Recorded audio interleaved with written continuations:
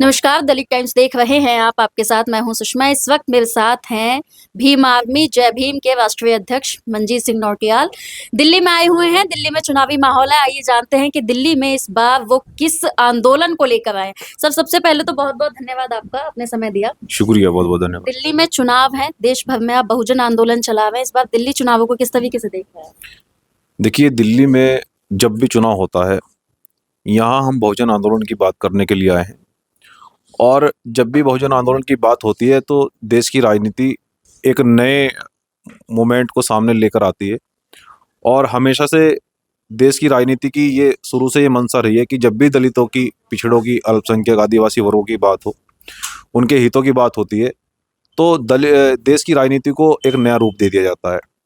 और दिल्ली में अगर हम लोग बहुजन पॉलिटिक्स की बात करें, बहुजन आंदोलन की बात करें, ये वही दिल्ली है जिसमें अगर अगर आप एनसीआर का डाटा उठाएंगे तो यहाँ 10 सालों में 94 लोगों की मृत्यु शिविर में दम घुटने से हुई है, जिसमें से 39 मामले अदालत में अभी लंबित हैं।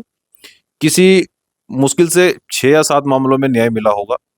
बाकी सभी मामलों में, लगभग 85 मामलों में आज भी इस दिल्ली प्रदेश की पुलिस दोषियों को नहीं पकड़ पाई, किसी अधिकारी पर ठोस कार्रवाई नहीं हो पाई। ये जो यहाँ दिल्ली सरकार ने बहुजनों का एक तमाशा बना रखा है, उस तमाशे को हम लोग उनके अधिकारों के रूप में बदलने के लिए आए हैं। और यहाँ हम अपने बहुजन समाज से भी अपील करने के लिए आए हैं। बस बहुजन समाज का बहुत तमाशा हुआ, बहुजन समाज का वोट बहुत पोटलियों में बिक चुका। अब बहुजन समाज तमाशा नहीं देखना चाहता, अब बहुजन समाज राज करना चाहता है। और हम ये भी कहना चाहते हैं कि जिस प्रकार से, क्या दलित के माथे पर लिखा है कि वो मैला उठाएगा? क्या दलित के माथे पर लिखा है कि हम लोग ही केवल मजदूर बनकर रहेंगे? हम मजदूर घर में पैदा हुए, मजदूरी रहकर मर जाएंगे? ये तो संविधान में कहीं नहीं लिखा है। लेकिन ये एक परंपरा बना दी है देश की राजनीति ने। अब ये नहीं चलेगा, बहुजन समाज का तमाशा नहीं बनने देंगे, क्योंकि देश के अंदर बहुत सारे बहुजन आंदोलन नेता तैयार हो गए हैं। अब हम लोग लड़ेंगे। सब आपने अपनी इस बात में बहुत से सवाल उठा दिए। एक तो मैला ढोने वाली बात उठा दी, सीवरेज की बात उठा दी आपने। लेकिन आपने कहा कि सत्तारूढ़ जो पार्टी है उसने दलितों को या बहुजनों को तमाशा बना के रखा हुआ है, बट वो तो इतनी योजनाएं लागू कर रहे हैं। उन्होंने जय भीम योजना लागू की, विदेशों में भेज रहे हैं वो बच्चों को पढ़ने के लिए, ऐसा उनका कहना है। और हाल ही में वापस से उसे लागू किया गया है। वो योजना जो लागू की है वो कहाँ है? आप यहाँ पर अगर शिक्षा की बात करें, यहाँ जितना बजट दलित पिछड़ों के लिए शिक्षा पर बनाया गया है, वो कहाँ है बजट? आप अगर जमीन पर जाइए, आज भी यहाँ पर शिक्षा से हमारे बहुजन समाज के लोग वंचित हैं। और कितने लोग इन्होंने विदेश पढ़ने के लिए भेजे हैं। ये केवल दिखावे से कहना नहीं चलेगा। अब मैं एनसीआर डाटा पर बात करना चाहता हूँ, क्योंकि सभी पार्टियां दलितों के लिए योजना बनाती है, बहुजन समाज के लिए बड़े बड़े मंचों से दावे करती हैं सभी देश की पार्टियां। लेकिन जो यहाँ की स्थिति है, आज भी बहुजन समाज बद से बदतर हालत में दिल्ली प्रदेश के अंदर है। वो आज भी झुग्गी झोपड़ी में रहने के लिए मजबूर है। आज उसको अधिकार पूर्ण तरह से नहीं मिल पा रहे हैं। आज भी वो मुख्य धारा में नहीं जोड़ पाए हैं उसको।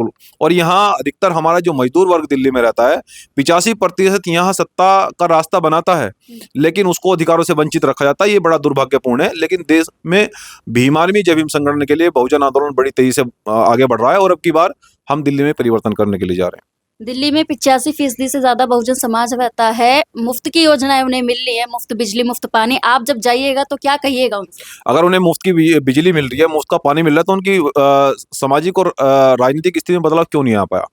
क्या कारण रहा? और वो योजनाएं हैं कहाँ? आज भी मैं वही कह रहा हूँ कि 94 लोग शिविर के गड्ढे में दम घुटने से मौत हो गई। दिल्ली सरकार कितने लोगों को न्याय दिलवा पाई? वो आईएएस पीसीएस लोग बचाने के लिए इन्होंने सब सबूत मिटा दिए। तो अगर यहाँ बहुजन आंदोलन की सरकार होती, तो मुझे लगता है कि जितने भी आईएएस और पीसीएस तक के लोग हैं, सब पर कठोर कार्रवाई होकर वो सलाखों के पीछे होते। लेकिन मैं अपने बहुजन समाज से भी अपील करता हूँ कि कब तक आप मजदूरी का ये मैला सिर पर उठाते रहेंगे? बंद कीजिए। संविधान में सब अधिकार दिया है। और जो हमें ये चाहता है कि हम लोग हमेशा से मैला उठाएंगे, ये प्रथा हम जूते से पीटेंगे। इस प्रथा को जूते से पीटकर बंद करेंगे। बहुजन समाज मैला नहीं उठाएगा, राज करने के लिए आया, राज करेंगे। सबका कहना है कि अंबेडकर उनके भगवान है। मैं किसी एक नेता की बात नहीं कर रही हूँ, हर नेता कहता है। और यही वो चाल है जो बहुजन समाज उसमें फंस जाता है। उसके लिए क्या कहेंगे? ये क्या इसमें कोई संकोच है? जो लोग ये कह रहे हैं कि डॉक्टर अंबेडकर भगवान है, क्या इसमें कोई संकोच है? हमें बताइए। जो लोग इस भ्रम में हो तो वो डॉक्टर अंबेडकर और संविधान को एक तरफ रख कर देंगे, उनको कोई झाड़ू भी नहीं लगवाएगा उनसे। जो देश के नेता अगर ये इस भ्रम में है, कोई भी देश का पार्टी का नेता हो, मैं जाति की बात नहीं कर रहा हूँ, क्योंकि बाबा साहब डॉक्टर अंबेडकर जाति विशेष के खिलाफ थे। हम जाति पर आधारित, हम तो केवल जाति के नाम पर बदनाम किए जाते हैं, क्योंकि हमारा समाज उत्पीड़न है, इसलिए हम अपनी जाति की बात करते हैं तो हमें कट्टरवाद कहा जाता है। इस देश का किसी भी पार्टी का और किसी भी जाति का, किसी भी धर्म का नेता हो, अगर वही सोच रहा है कि डॉक्टर अंबेडकर देश के भगवान नहीं है, तो संविधान को, डॉक्टर अंबेडकर को एक साइड रखकर तब राजनीति में आइए, तब देश में सोचे कि हमारी क्या स्थिति होगी, तो 1 मिनट में भ्रम दूर हो जाएगा। इसलिए मैं कहना चाहता हूं कि जब तक देश के अंदर संविधान सुरक्षित है, जब तक डॉक्टर अंबेडकर की विचारधारा देश के अंदर जिंदा है, जब तक कि देश के सभी जाति धर्म पंथों के लोगों को बराबर समानता न्याय मिल रहा है, देश के हर जाति वर्ग के लोग बड़ी बड़ी देश की कुर्सियों पर राजनीति कर रहे हैं। वरना आप ये मानकर चलिए कि यहाँ बंदूक के दम पर न्याय होता था, यहाँ बंदूक के दम पर राज चलता था, आज तो वो प्रथा खत्म हो गई है। आज बीजेपी में भी बहुत सारे मिनिस्टर ऐसे हैं जो मजदूर के बेटे हैं। ये किसकी देन है? बाबा साहब डॉक्टर अंबेडकर की है। तो भगवान तो बाबा साहब डॉक्टर अंबेडकर हुए ना। तो ये हमें नहीं भूलना चाहिए कि डॉक्टर बाबा साहब अंबेडकर सच में भगवान है। सब आखिरी 2 सवाल एक साथ पूछती हूँ। जी। पहली बात ये कि बहुजन आंदोलन आप देश भर में चला रहे हैं, दिल्ली में उसको किस तरीके से जनता के बीच में लेके जाइएगा, स्पेशली बहुजन समाज के बीच में? और अगर दिल्ली का जो चुनाव है जो 5 तारीख को होने वाला है, तो बहुजन समाज से आप क्या अपील करेंगे कि किस मुद्दे को देख के एक मुश्त वोट कहाँ डाला जाए? देखिए, हमने दिल्ली में अब की बार बहुत अच्छी तरह से फील्डिंग लगाई है, और जितनी भी यहाँ पर विधानसभाएं हैं, सभी विधानसभाओं में हमने कार्यकर्ता और पदाधिकारी को लगाया है, और उनसे हमने ये कहा है कि संविधान के मानने वालों को वोट देना है। जो लोग हमें आज तक न्याय नहीं दिलवा पाए, जिन लोगों ने आज तक हमें मैला ढोने पर मजबूर किया, शिविर में दम घुटने पर मजबूर किया, ऐसे लोगों को अब सरकार में नहीं आने देना है।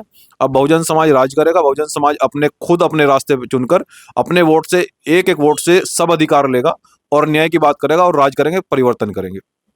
तो आप सुन रहे थे भीम आर्मी जय भीम के राष्ट्रीय अध्यक्ष मनजीत सिंह नौटियाल को। मैं सुषमा, मेरे साथ कैमरे के पीछे हैं अवनीश अवस्थी।